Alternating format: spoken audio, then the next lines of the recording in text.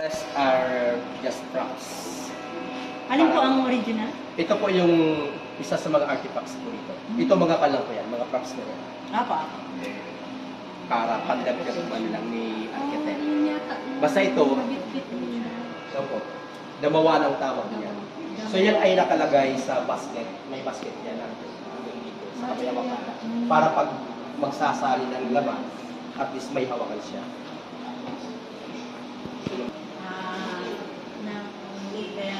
Actually, ma'am, nung nandun pa ako sa lumang museum, meron yan. Kaso lang, tinanggal ko nung nag-layout na ito, tinanggal ko ni architect. Pero yung pang babalik. Balik niyo po? Opo, babalik. Kasi kung... Sa ano, yun ako ang tawag ng una naming school. Inilagay ko sa eskwela normal de maestras. Kasi ang gusto ni Bishop Lenza ay i-train ang mga kababaihan maging guro. Kasi discrimination talaga. Mas ano lang mga lalaki ang superior. Kaya, Anong year yan? Ano na Kastila? Panahon ng Kastila. Kung napanood niya ang Gumbursa, Sir, pwede po siyang lagyan pwede. ng case. Pwede, ano po? O pwede po siyang lagyan ng case. Nakakatakot pag ano. Pwede pong pwedeng going. Mga photocopy lang. And according to Dr. Luis Derry, the original copy of the surrender paper is located in Washington, D.C.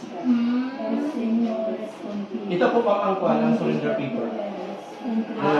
Yung naganap po dyan. Opo. Yung naganap dyan sa may white days. Pero ano lang ito? Photocopy na lang po yan. Photocopy. Opo. Di ko alam kung nasa ng pinagkopiyahan yan.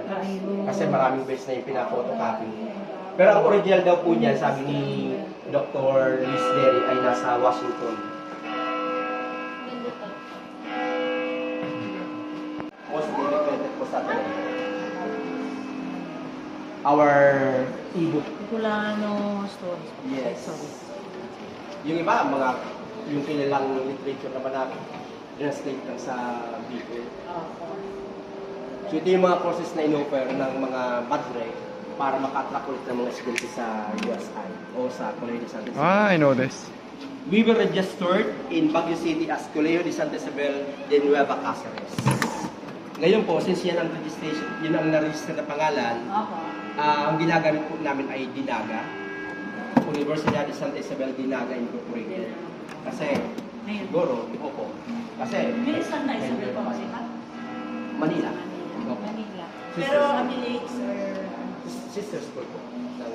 Kasi same, Kasi college yun. dito lumadaw ng mga pan. Actual dito yung nakalagay. Dapat yung Kaso medyo haba ba? nalalaglag. Kaya nilagay ko na lang. So, pwede ko rin So naman when yung you pailan. take pictures, usually sa harap. Opo. Opo. So, pwede. Thank you, ma'am, for the call. For your former school.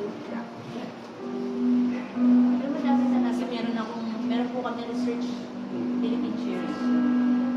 Magawa kami ng kapatibol po. So, nakuha. Nag-iiba siya. Na ako yung isa po Sa US, ka po, ma'am? US, Anong ano po? Yung curriculum. Ay, hindi po teacher ako. Edward. Kasi ano po ang exposure ko is Ang napunta ko lang doon yung kung nasaan na ang Saint John Paul II. Opo, nandun. Yun ang napuntahan ko. Pumunta kayo doon. Kung mayroong convention na doon sa USCC, Opo. ay Eucharistic Convention. Sino mga kilala niyo doon sa sa National Museum? Sila Robert Balabar ba? Limit na ko. Sayang, ganda. Almost, siguro, parang halos the whole summer ako yung training namin sa museum. Tapos pagbalik dito, orientation lang. Ano, libre yan, ano?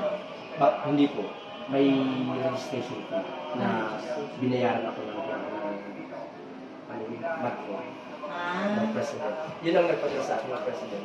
Dito po may mali ang pagka-layout. Kasi dinikit yan eh. Dapat. Original po ba yan? Opo. Ay, dapat hindi dinikit. Dapat nakaipit sana sa glass.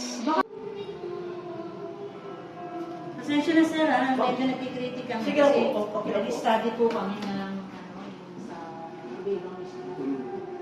Ano ba ang comment mo po, ma'am? Kasi sabi rin ni architect, check ko daw yung mga nagawa niya. I see. Para magbigay daw ang feedback. Yun lang naman po. Kasi ang pagkapakilala sa amin ng administration, Opo. kay architect, Opo. thesis niya ay museum. Opo, opo. Kaya sabi ko, nag-expect UST din po siya. Opo. Yung mga teacher niya, mga best friend. Naging teacher ka rin. Hindi po, mga best friend ko po. Mga teacher niya. Sabi siya. Ito naman po, sa book ni Dr. Herona, sinasabi niya na ito daw ay relic ni Saint Elizabeth of Hungary. So, for many years, yun ang sinasabi ko palagi sa mga visitors ko until such time na may dalawa akong visitors, magkaibang, kumbaga talagang kanya, passion niya ang mangulit na ng mga relics. Sabi sa akin, hindi po ito relic ni Saint Elizabeth, but the relic of the true cross of Jesus. Oh. So, nung niresearch ko, yun nga, kasi ang makikita na sa loob, yung cross ang nandyan.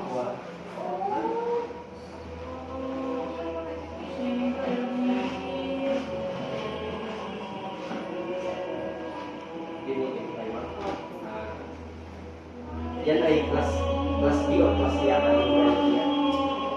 Wala kasing certificate of authenticity. Yes. Kaya, Monday. tinatanong ko mga mother, wala na yung tinapos sa mga sa akin. Ano yung otherwise, sir? Pupunta kami sa Europe. Sa tayo sa Europe, doon tayo magkana. Field trip. Ay, Oh, nice. Never know. Ganyan. Ay, ito mo. Ewan ko. Ayan ba? Your plus B or plus C yan. Yung kay Saint John the 23rd, lupa yun na pinaglibigyan sa kanya sa room. Yung Ayan na. medyo madilim dito kasi daming papalitan ng ilaw. Ako, Kasi ay naman, gagawin sa nitong wall of fame. Kasi yun yung sasakta ng picture ng isa dito ng weeks na mga achievers ng mga ingay. Kaso lang dito, pinili sa akin yung assignment sa alumni.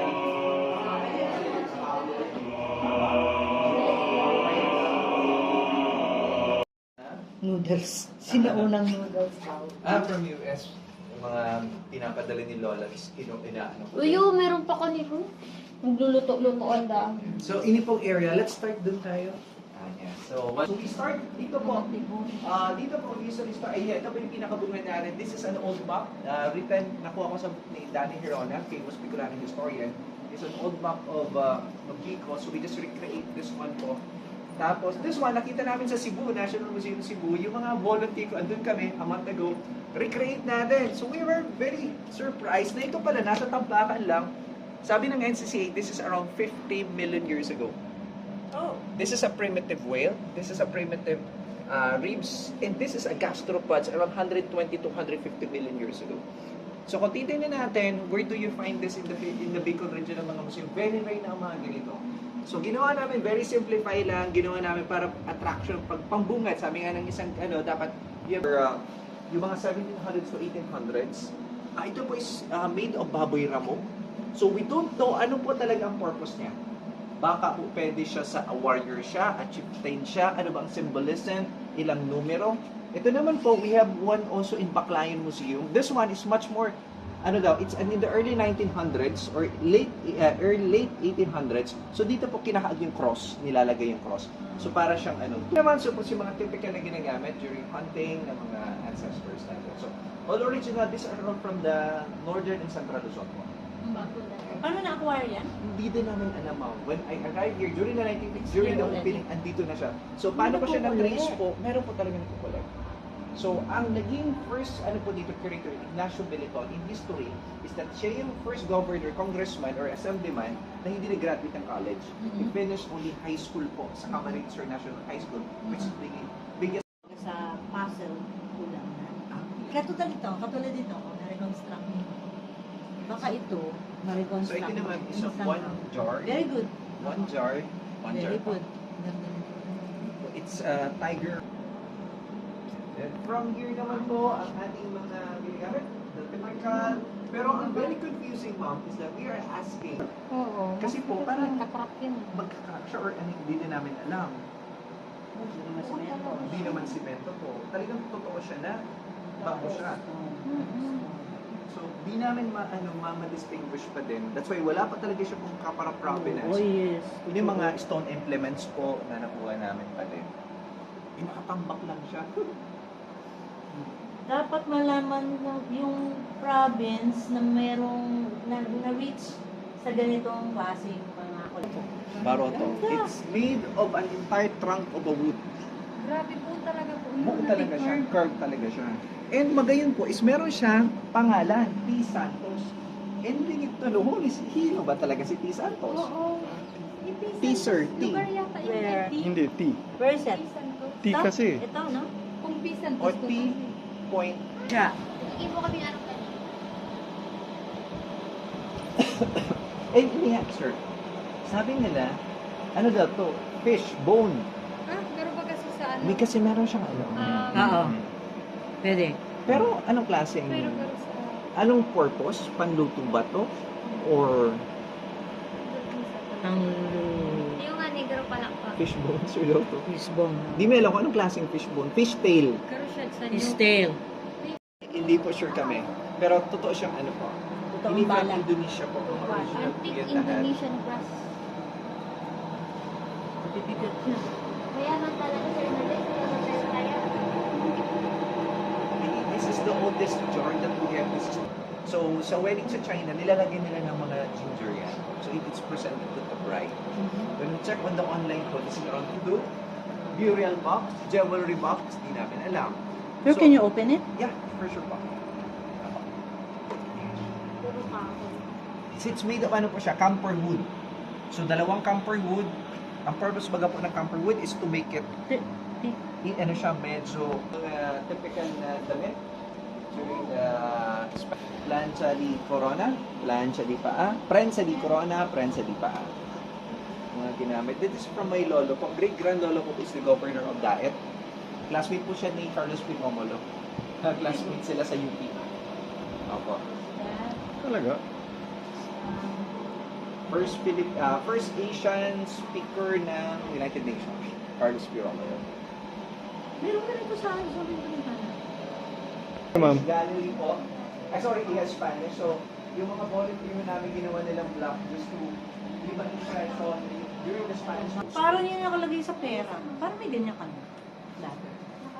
Tapos ito po yung replica ng works po ni Rizal. Ayan. And also po mga additional. Ito po yung translation ni Jose Rizal. Yung ultimate, just mga translation na po. Mas maganda sa imo sir. Just to add, Talaga ano ha? In tune. Opo. Kasi yung kay... Sintonado yung amin na. Ito, Sintonado. it's a treble piano po made in Germany. Oo. Yeah. Yan. Marami. Gustong ka pa. Uy, bakit nangarap ka pa? Tapos, surprisingly po, nakuha namin yung an old map of Sangay and it's made in ano po siya 1888. Made po siya ning Abaca. This is a map, survey map po ng Abaca plantation sa Sangay. Austria, Fuentebella, sa Sangay po siya. So, made of ano po siya? Yung, Made of Abaca? Yung the basis of, wala na pala. Ito pala yung mga additional na mga babasahon during the time. Ito po yung military records ni Arejola, the last Bicolano general to surrender to the Americans. Ito naman po yung namin, Código Civil. Nakita natin kung ano kasasalit. And where we are, oo, pigaan namin, paano siya sobrang liit? Paano niya masaserve yung purpose niya? Para saan lang siya? Devotion sa Balang is 1821. Look at the syllabary. Look at Ano yung the sabihin? orthography. Look at it. Pamigding devotion sa Balang isa kag anong naadaw sa bulan-bulan. Nanano nungod na dolor asin paggalang kay Senyor San Roque para ampon sa pakalikay sa arinman na damat asin mga helang na Mawibi mo rin yung na pagdadasal. Nangungulakit. Pray for us. Pray for us. Oh, di ngayon. Ngayon siya. Sakto-sakto. Grabe. din to pero hindi namin ma-identify pa. Mm. Same with sinabi ko din kay ma'am na hindi ako naniniwala na this is 1721. Kasi nga sabi ko sa kanila, Butas. unang-una, meron siyang Barrel. plies. Meron siyang plies, meron siyang martilyo. Inaalam namin yung design. Nasa simbahan siya, dapat malinis siya. Pero kung titingnan po siya, sobrang dumi niya. Ibig sabihin, baka sa ruin siya nakuha. So, Ruin ng ano? Hindi namin alam po. Kasi nakalagay lang dito sa 1821 pagbaba. Sa barko. Hindi namin po alam talaga. Hindi Wala. ganon. Hindi. Tama ba? So parang Meron ng taong gumagawa ng may art. may ano kasi ivory siya. Ivory. Ivory. So The usual story, Mahal oh. talaga. Wow. So ito naman po, alam naman natin, this is 1845, painting po. Pagdating, may isang Gobernador General, si Claveria po, Cathedral. Yan. So yung kinainan natin sa Big Sparling, Oh. eto na po yun. Di ba nakita natin na meron siyang door dito na natitira, remaining? Ito na po yung door. Dito tayo kumain. Ito na yung bahay ng Abelia. Yan. Kaya meron siyang Opo. moving sa ilalim. Opo. Ito naman yung USI, yung pinuntahan natin. Oo. O yan. Ito yung katedral, naglakad Oo, tama. tayo, Tama. kumain tayo dito. Mhm. Yan. Saan yung bahay ko? Ano yung bahay mo? Tapos, in one of the talk po ni talk ni Danny Hirona, is that na-mention niya na ito pong area ng Santa Cruz is a slavery area, or slave area. So, hinanap namin sa painting just to prove. So, I think we are the lucky one with the volunteers. So, namin yung paisa yung painting. Nakita namin, this is Santa Cruz area. Sir, tingnan natin yung mga picture. Maitim, maitim, maitim. May baboy ramo, may fence. Nagpi-fishing. Ibig sabihin, this is the slavery area. Diba? Ang difference siya sa mga maralita sa mga andito. Ilustrado. Yes. Opo.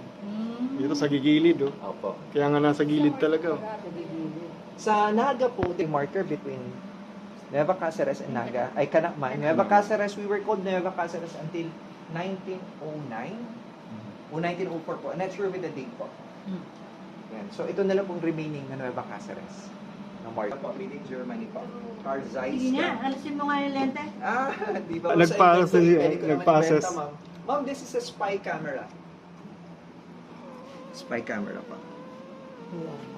Dito siya ina-open. Wow. Dito nilalagay yung mga film strips. Oo. 16mm siguro. Tapos nag-ano kami ng 16, oh, mga ganito 8mm po. 8mm. Naghanap po kami ng mga 8mm sa US.